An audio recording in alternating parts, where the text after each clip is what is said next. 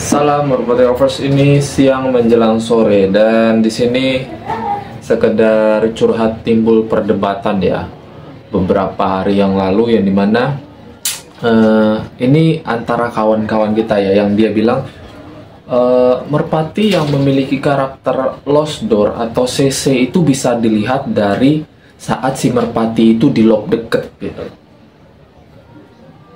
Dan di sini cukup kita senyumin aja ya nggak?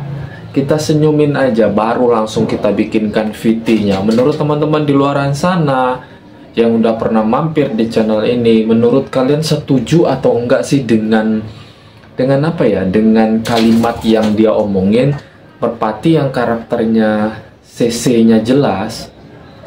Kalau dia bilang lost door, itu bisa dilihat dari cara si merpati itu saat di lock pendek. Setuju atau enggak? Nah, di sini kita curhat aja ya. Jadi buat pembelajaran untuk kita sama-sama gitu. Itu maksud dari saya di sore hari ini.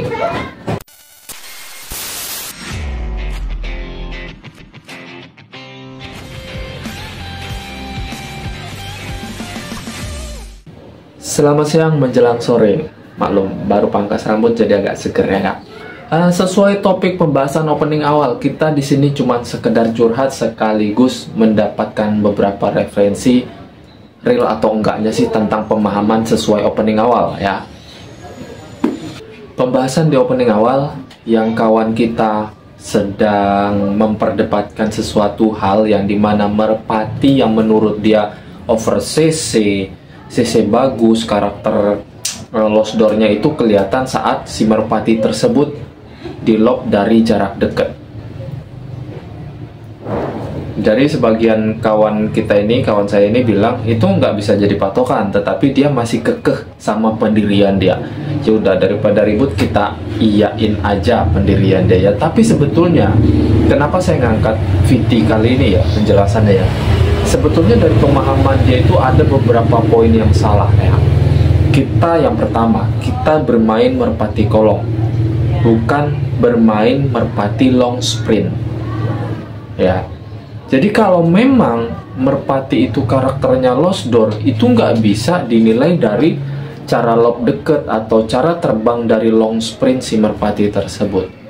Kemungkinan kalau kita main balap, kita lock beberapa ratus meter, mungkin udah kelihatan nih long sprint ini tipe long sprint yang gimana nanti penyelesaian akhirnya. Tetapi kalau saat di lock, kalau khusus merpati kolong, itu nggak bisa dinilai saat dia di lock deket dengan jarak atau istilah yang saya bilang long sprint, itu nggak bisa.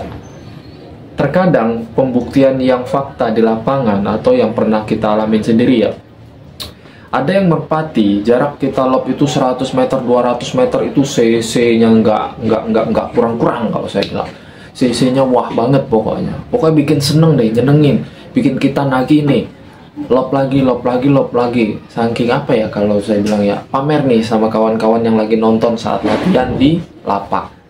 Tetapi ya kembali lagi, pas si merpati itu udah mulai tinggi stabil, kok tiba-tiba CC-nya justru berkurang, nggak sesuai dengan saat si merpati ini belum mencapai ketinggian. Benar atau enggak? Giliran di lob dekat 200-300 meter, gitu kan, CC sampai ke betina, boom, sampai kadang orang bilang, ngegelundung, mental segala macam kan, bangga dong. Tapi giliran udah jauh, udah dapet kestabilan, pas ngolong dari atas ke bawah, nggak sesuai seperti lop-lopan awal. Itulah rahasia merpati kolong kalau saya bilang. Jadi lop deket, walaupun CC-nya mantep pas lop deket, itu nggak bisa dinilai bakal si merpati ini nanti pas ngolong CC-nya wah, enggak. Karena di luar sana ada sebagian yang di lopnya kalau saya bilang ngetawainnya kayak kupu-kupu terbangnya. Banyak yang bilang, kalau di lob ada yang terbangnya kayak kupu-kupu, antara nafsu antara kagak, sampai ke betina, pes, remnya cakram banget. Tapi yang herannya, terkadang merpati yang seperti itu, giliran dari atas, itu yang indahnya. Yang orang sebut lost door, ngelos udah mencapai ketinggian, biasanya itu burung-burung manuver ya, lost door, ngelos atas bawah door. itu baru yang saya bilang lost door. Kalau memang udah kelihatan tinggi, karakter burung manuver, bukan 3/4 ya, karakter burung manuver, lossnya dapat door bawah, itu baru yang saya bilang lost door. Tetapi kalau cuman sekedar di lob jarak 200 meter, 300 meter, lob-loban kenceng doang sampai betina, itu bukan dibilang lost door, bahkan belum bisa dibilang lost door. Ayam tuh lost door. Kita selesaikan. Kembali fokus ya. Itu baru dibilang lost door kalau memang dia udah kelihatan tingkat ketinggiannya, memang benar-benar stabil, terus kinerjanya mantap pas penyelesaian akhir, itu baru dibilang lost door. Kalau memang ada pertanyaan lagi, Bang, tapi kalau memang di lobnya kasar, nembak, apa dijamin posisi burung itu nantinya bakalan nembak dari atas? Jawaban saya, enggak. Itu enggak jadi jaminan si merpati itu bakalan ngeluarin sisi dari atas seperti saat lob depan. Enggak. Kalau ada pertanyaan lagi, ini yang paling sering ditanyain ya. Ini paling sering ditanyain. Di lobnya nembak, sisinya bagus pas di lob deket ya. Apa itu jaminan si merpati tersebut bakalan punya mental saat dia menyelesaikan penyelesaian akhir dari atas sampai kolong bawah? Gimana jawaban teman-teman di luar sana? Kalau jawaban saya pribadi, nggak jamin. Jadi mental si merpati kolong itu nggak jadi jaminan, nggak akan terlihat saat dia lagi di lob deket. Walaupun dia nembak sekalipun, walaupun dia ngeguling sampai ke belakang, itu nggak menjamin mental si merpati bahan tersebut, atau yang kita baru beli sekedar lob-lob di pasar gitu kan, itu nggak ada jaminan kalau mental si merpati tersebut bagus. Sama sekali nggak ada jaminan. Makanya saya paling kesel kalau penjualan penjual bakulan di luar sana, kalau memang ada yang pemula baru beli, "Woi bang, ini cc-nya kenceng nggak kalau nanti dari atas?" Alasannya gini, coba di lob dulu, kalau kenceng pasti kenceng deh. Iya pasti kenceng di lobnya, cuma kan kalau dari atas kita nggak tahu kenceng apa enggak, cc-nya sesuai enggak, punya mental atau enggak pas dia turun. Mental untuk main merpati kolong saya rasa itu wajib ya, walaupun itu belinya di bakulan, di pasar, beli sama kawan atau peternak, itu wajib, mental wajib. Jadi untuk kawan kita ini, kita sharing ya, nggak sok pintar atau gimana, kita curhat kali ini ya.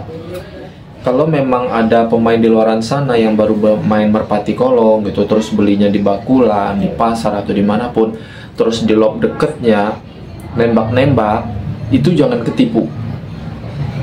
Jangan ketipu dengan cara tergiur nih, cc-nya nembak di lob deket, pasti nanti wah jadinya. Enggak, jadi jangan ketipu. Tetap cek fenotipnya. Fenotip yang dimaksud apa? Fenotip mungkin bahasa saya terlalu ketinggian ya. Bahasa umumnya itu rabaannya.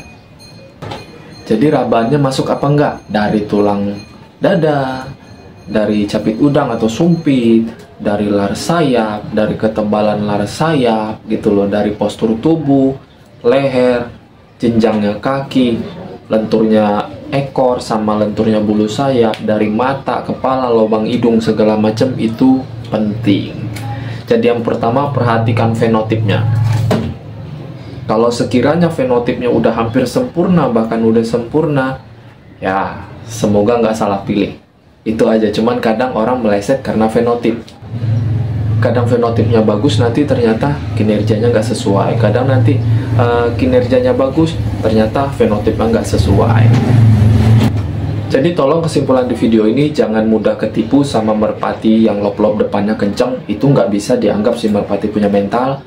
Si merpati nanti cc turunnya dari atas ke bawah itu bagus, itu nggak jadi jaminan, oke? Yang jadi jaminan yang harus kita tekankan di pikiran kita untuk pemula, kalau saran saya, jangan pernah beli merpati bahan, langsung beli merpati jadi. Itu puas di hati, nggak kena tipu. Kalau mau langsung beli, langsung samperin, tes di lapak. Itu baru bener, nggak ngabisin duit. Jangan beli di bakulan, baru main merpati kolong, beli di bakulan, gitu-gitu terus, nggak akan ada kemajuan bos, yang ada rugi. Cukup saya yang ngalamin kerugian segitu banyak dulunya, sekarang jangan sampai ada yang ngalamin kayak gitu. Dan curhatan kita kayaknya cukup ya sore ini, siang menjelang sore. Semoga bermanfaat curhatan kita sore ini. Terima kasih banyak, salam merpati lovers Indonesia.